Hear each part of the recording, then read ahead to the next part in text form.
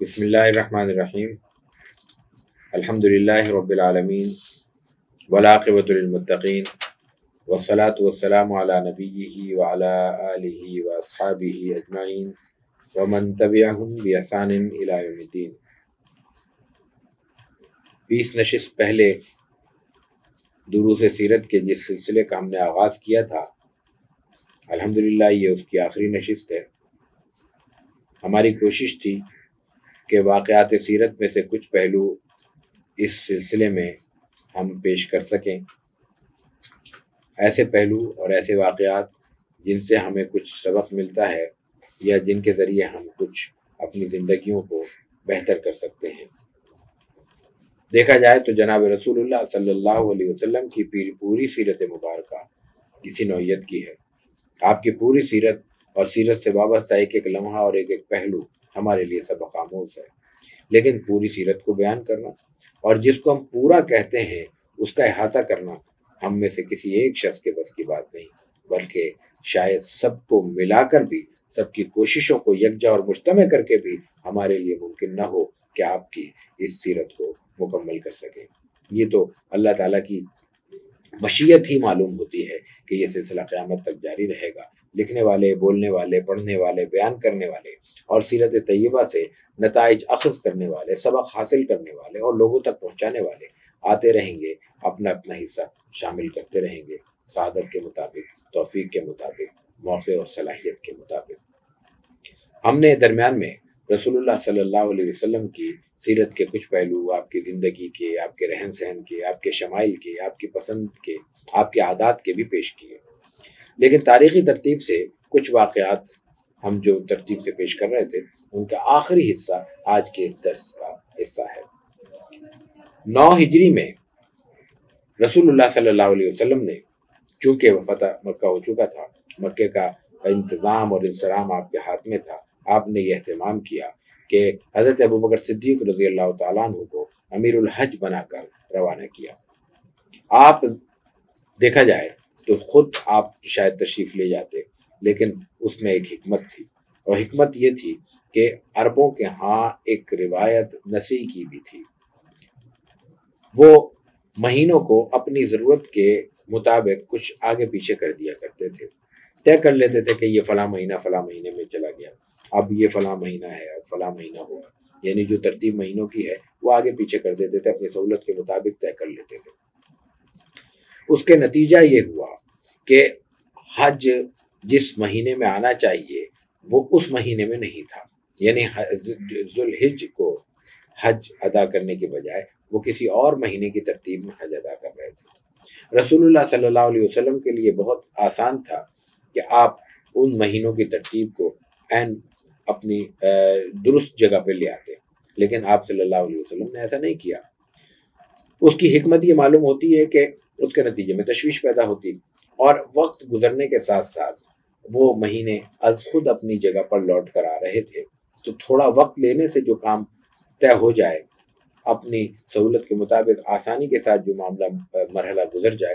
بہتر ہوتا ہے کہ اس کو گزرنے دیا جائے اور کوئی نئی تشویش کا مرحلہ نہ کھڑا کیا جائے۔ اس کا نتیجہ یہ ہوتا کہ ایک تو پورے علاقے تک بات پہنچانا ممکن نہیں تھا۔ عالم عرب بہت بڑی جگہ ہے اور ہر علاقے سے لوگ حج کے لیے آتے ہیں،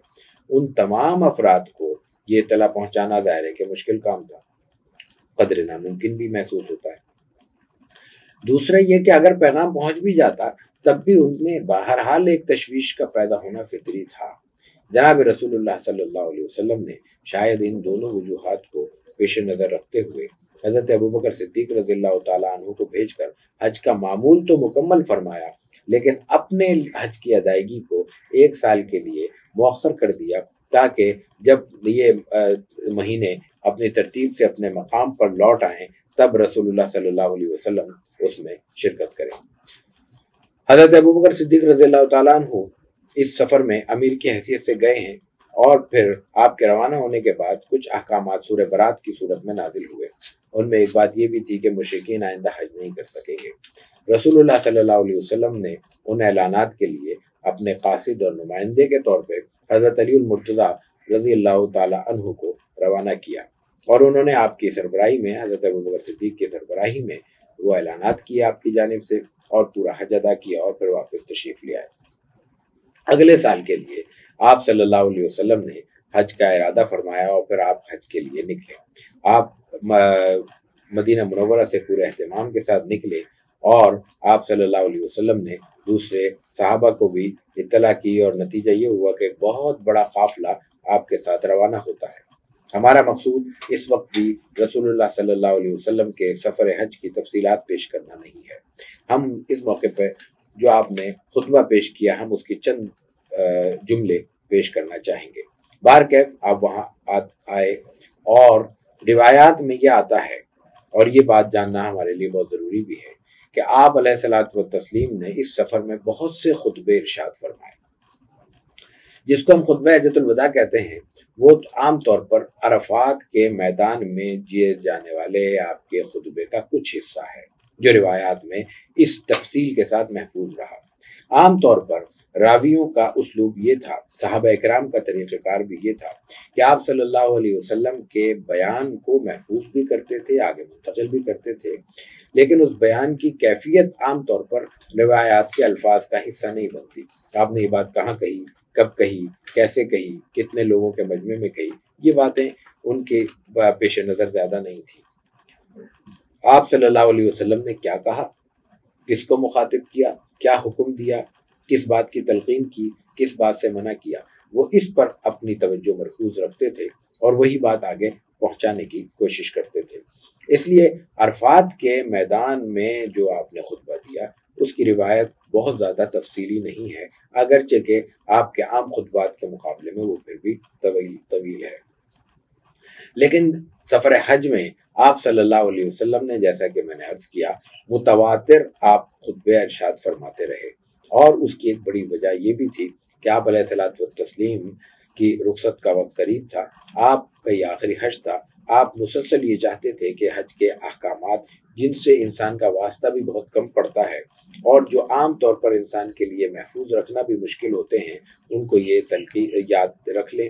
محفوظ کر لیں، ان کی روشنی میں اپنا یہ حج بھی ادا کریں، اور دوسرے بعد میں آنے والے مسلمانوں تک بھی یہ احکام حج، یہ مناسک کی تفصیل پہنچ جائے۔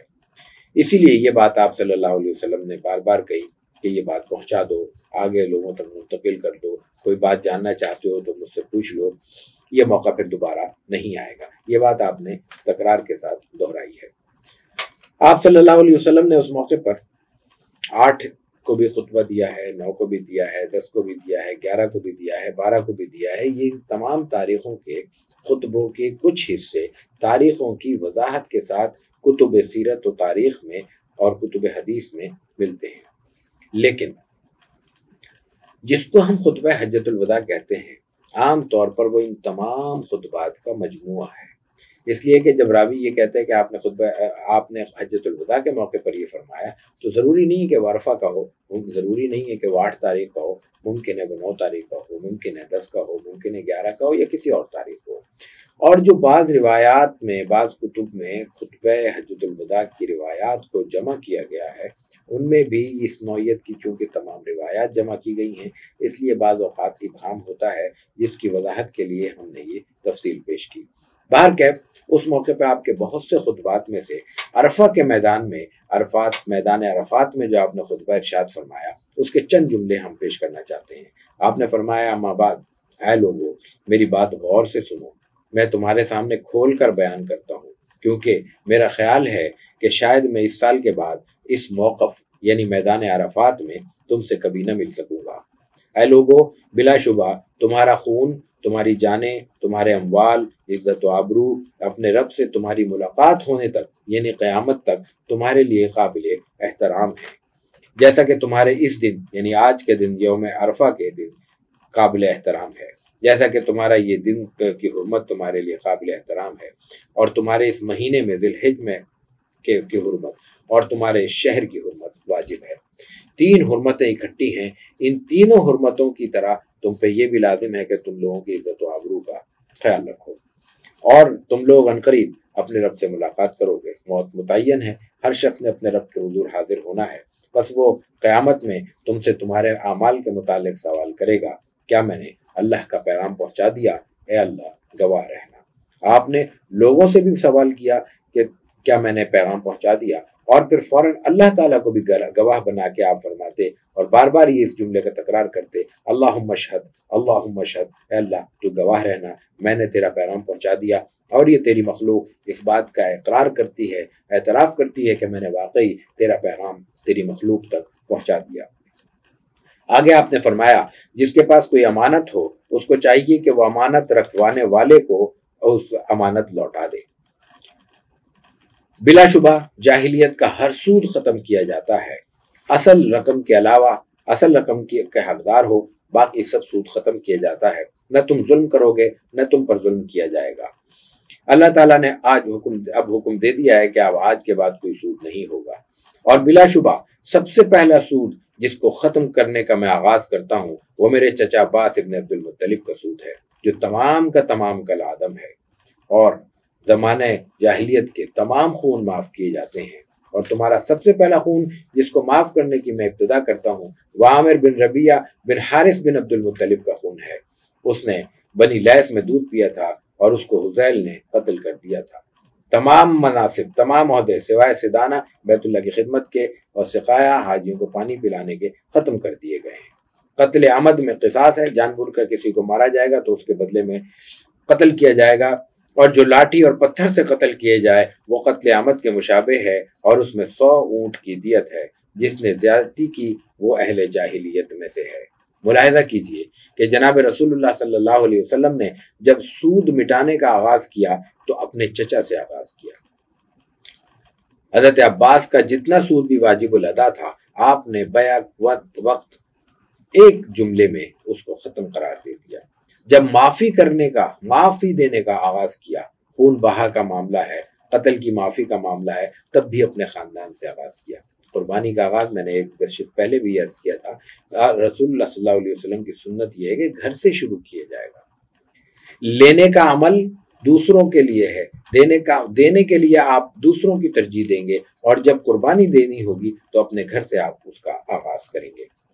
اس کے بعد آپ نے فرمایا کہ بے شک شیطان ہمیشہ کے لیے اس بات سے مایوس ہو چکا ہے کہ تمہاری اس سرزمین پر کبھی اس کی پرستش کی جائے گی۔ اب شیطان کی کوئی پوجا نہیں کرے گا تم لوگوں میں، لیکن وہ اس بات سے خوش ہے کہ عبادات کے سوا ان اعمال میں اس کی اطاعت کی جائے گی جس کو تم حقیر اور چھوٹا قرار دیتے ہو، بس تم اپنے دین کو اس کے شر سے بچائے رکھنا۔ اے لوگو، تمہاری عورتوں کا تم پر حق ہے اور تمہارا ان پر حق ہے۔ اس نوعیت کے مختلف احکامات آپ علیہ الصلوۃ والتسلیم نے اپنے اس خطبے میں ارشاد فرمائے، اور خطبے میں آگے چل کے آپ نے فرمایا، اے لوگو، تمہارا رب ایک ہے، تمہارا باپ ایک ہے، یعنی تم سب آدم کی اولاد ہو، اور آدم مٹی سے پیدا کیے گئے۔ انسان کو اگر کسی وقت کوئی چیز دھوکہ دیتی ہے تو وہ دھوکہ دور کر لینا چاہیے کہ انسان تو مٹی سے پیدا ہوا ہے۔ آگے فرمایا، بلا شبہ اللہ کے نزدیک تم میں سب سے زیادہ عزت والا وہ ہے جو تم میں سب سے زیادہ پرہیزگار ہو۔ قرآن کریم کی آیت کا حصہ ہے، ان اکرمکم عند اللہ اتقاکم۔ کسی عربی کو اجمی پر کوئی فضیلت نہیں سوائے تقوی کے، جو اللہ سے زیادہ ڈرنے والا ہوگا اس کو اللہ تعالیٰ کے ہاں فضیلت حاصل ہے۔ اور پھر آپ نے فرمایا، کیا میں نے پہنچا دیا؟ لوگوں نے پھر کہا کہ ہاں، تو آپ نے فرمایا اللہم اشہد، اللہ گواہ رہنا، اور اس کے بعد آپ نے ایک بات فرمائی کہ جو حاضر ہے وہ غائب تک یہ بات پہنچا دے۔ محض کام یہ نہیں ہے کہ آپ کی بات سن لی جائے، بلکہ جس تک اللہ کے رسول صلی اللہ علیہ وسلم کا پیغام پہنچ چکا ہے اس کے ذمے لازم ہے کہ وہ بات آگے پہنچائے۔ جس کے پاس جس حد تک بات پہنچی ہے اس پہ لازم ہے کہ وہ اس حد تک بات آگے پہنچائے، جس حد تک یقین کے ساتھ، وضاحت کے ساتھ، تفصیل کے ساتھ اور سند کے ساتھ بات پہنچ چکی ہے۔ جب رسول اللہ صلی اللہ علیہ وسلم کا یہ قول مبارک ہم دہراتے ہیں جو آپ نے فرمایا کہ ہر شخص کو آگے پہنچانا ہے، بلغوا انی ولو آیا، ایک آیت بھی ہو تو وہ پہنچانا اس کے ذمہ ہے۔ اس کا مفہوم یہ نہیں ہے کہ پورا قرآن کریم یاد کر کے، پورے قرآن کریم پر عبور حاصل کر کے اگر ایک آیت ہم نے کسی تک پہنچا دی تو ہماری ذمہ داری ختم ہو گئی، ہم نے اپنا فریضہ پورا کر دیا، بلکہ اس کا مفہوم یہ ہے کہ محض ایک آیت بھی کسی سے کے علم میں ہے اور وہ آیت ہے واقعی ہے، اس کے بارے میں اس کا علم پورا ہے، مکمل ہے، تو اس کے ذمہ لازم ہے کہ وہ آیت آگے پہنچائے۔ اس کے بعد پھر آپ علیہ الصلوۃ والتسلیم عرفہ کے میدان میں دعائیں فرماتے رہے، اور پھر یہیں پر سورہ مائدہ کی یہ آیت نازل ہوتی ہے اسی موقع پر عرفہ کے دن کہ الیوم اکملت لکم دینکم واتممت علیکم نعمتی ورضیت لکم الاسلام دینا، کہ آج اللہ تعالیٰ کہتا ہے کہ آج میں نے تمہارے لیے تمہارے دین کو مکمل کر دیا ہے، تم پر اپنی نعمت پوری کر دی ہے، اور تمہارے لیے دین اسلام کو پسند کر لیا ہے۔ اس کے بعد پھر آپ نے منی میں خطبہ عطا فرمایا ہے اگلے روز، اور بھی مواقع پر آپ کے مختلف خطبات منقول ہیں، ان میں کچھ باتیں اسی خطبے کی دہرائی گئی ہیں اور کچھ باتیں ایسی ہیں جو الگ جملے تھے۔ مثال کے طور پہ منی کے خطبے میں آپ جہاں یہ فرماتے ہیں کہ تمہارا خون، تمہارا مال، تمہاری آبروہیں تم پر اسی طرح حرام ہے جیسے آج کے دن کی حرمت تمہارے اس مہینے میں، اس شہر میں، اور اس موقع پر، اور ان قریب تم اپنے رب سے ملو گے اور تم سے تمہارے اعمال کے بارے میں پوچھے گا، خبردار تم میرے بعد گمراہ نہ ہو جانا کہ ایک دوسرے کی گردنیں مارنے لگو۔ رسول اللہ صلی اللہ علیہ وسلم نے اس وقت یہ حکم دیا تھا، اور آج ہمارا معاملہ یہ ہے کہ ہم اس بیماری میں بری طرح سے مبتلا ہیں۔ اور پھر آپ نے یہ فرمایا کہ جن تک بات نہیں پہنچی وہ آگے یہ بات پہنچا دیں۔ اس سے آپ واپس تشریف لائے ہیں، اور واپس تشریف لانے کے بعد آپ کچھ عرصے مدینہ منورہ میں قیام پذیر رہے ہیں، اور پھر آپ کی طبیعت ناساز ہونا شروع ہوئی ہے۔ اس ناسازی کی دوران آپ صلی اللہ علیہ وسلم نے بہت سے فیصلے فرمائے۔ ایک موقع پر آپ نے انصار کے لیے اچھے احکامات کہے، ان کے لیے ہدایات دیں، ان کے ساتھ اچھے سلوک کی آپ نے تلقین فرمائی۔ یہ احسان شناسی کا ایک جذبہ تھا اور اس کا اظہار تھا، کیونکہ انصار نے اس وقت آپ کی مدد کی تھی جب مکے والے آپ کے لیے انتہائی سخت گوشہ رکھتے تھے اور آپ کی جان تک کے درپے ہو گئے تھے۔ اس وقت آپ نے فرمایا، اور یہ بالکل مرض الموت کے آپ کے وفات کے خطبے میں یہ الفاظ آتے ہیں کہ میں تمہیں انصار کے بارے میں وصیت کرتا ہوں کہ وہ میرے جسم اور جان ہیں، انہوں نے اپنی تمام ذمہ داریاں پوری کر دیں، لیکن انہیں ان کا بدلہ جو جنت کی صورت میں ملنا باقی ہے وہ ابھی باقی ہے، اور لوگ بڑھتے جائیں گے، انصار کم ہوتے جائیں گے، اس لیے تم ان کے ساتھ بھلائی کا معاملہ کرو، اور ان میں سے جو محسن اور نیکوکار ہو اس کے ساتھ احسان کرو، اور اگر کسی سے کوئی غلطی سرزد ہو جائے تو اس سے درگزر کرو۔ اور پھر آپ نے ایک بات فرمائی جو اس وقت سوائے ابو بکر صدیق کے کسی اور کو شاید اس طرح سمجھ میں نہیں آئی۔ آپ نے فرمایا کہ اللہ نے اپنے بندوں میں سے ایک بندے کو اختیار عطا فرمایا کہ وہ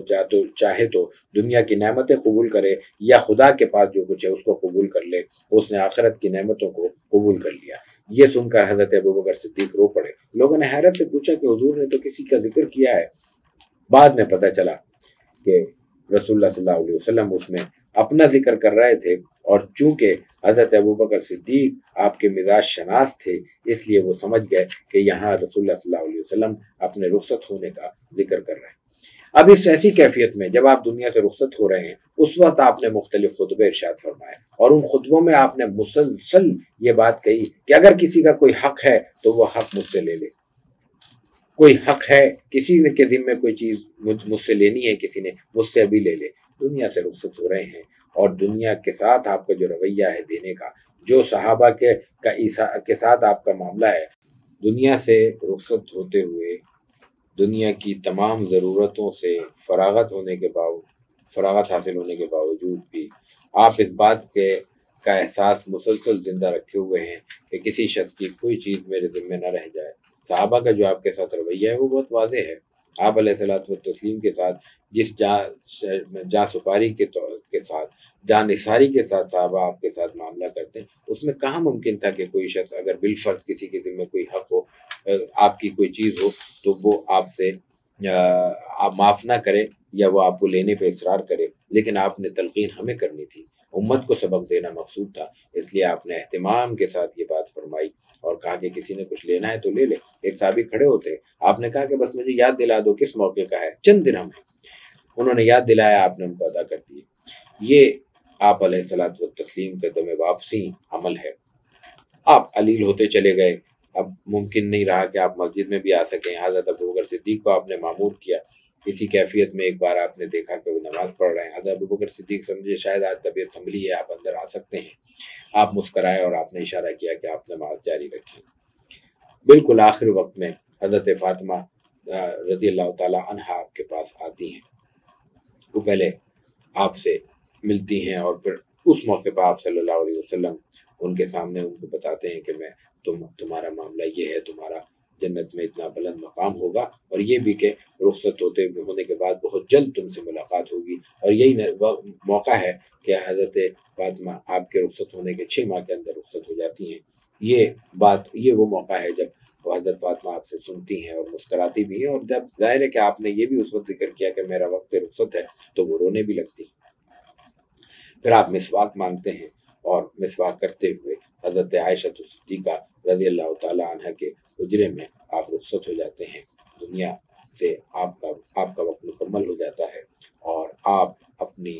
ذمہ داری پوری کر کے اپنے رب کے حضور حاضر ہو جاتے ہیں۔ اللہم صلی علی محمد وعلی آل محمد کما صلیت علی ابراہیم وعلی آل ابراہیم انک حمید مجید۔ اللہم بارک علی محمد وعلی آل محمد کما بارکت علی ابراہیم وعلی آل ابراہیم انک حمید مجید۔ سیرت کے یہ چند گوشے اگر ہماری زندگیوں کا حصہ بن جائیں تو بڑی بڑی کتابوں سے بھی بہت فائق ہیں، اور اگر ہم ان کو محض سن کر ایک تفریح کے طور پر ان کو ایک طرف سے سن کے دوسری طرف سے ہم اس کو بھلا دیں تو یہ افسوس اور دکھ کی بات ہوگی۔ یہ نشستیں اور یہ محفلیں اس لیے منعقد کی جاتی ہیں تاکہ ہماری زندگی ہم مسلسل ریویو کے عمل سے گزرتی رہے، اس پہ نظر ثانی کرتے رہیں، اور یہ دیکھتے رہیں کہ ہم سیرت طیبہ سے کس حد تک دور ہیں اور کس کس مرحلے میں اس سے استفادہ کر سکتے ہیں۔ اللہ تعالی ہمیں علم بھی درست عطا فرمائے، فہم بھی صحیح عطا فرمائے، اور اس پر عمل کی بھی توفیق عطا فرمائے۔ آمین۔ وآخر دعوانا ان الحمد للہ رب العالمین۔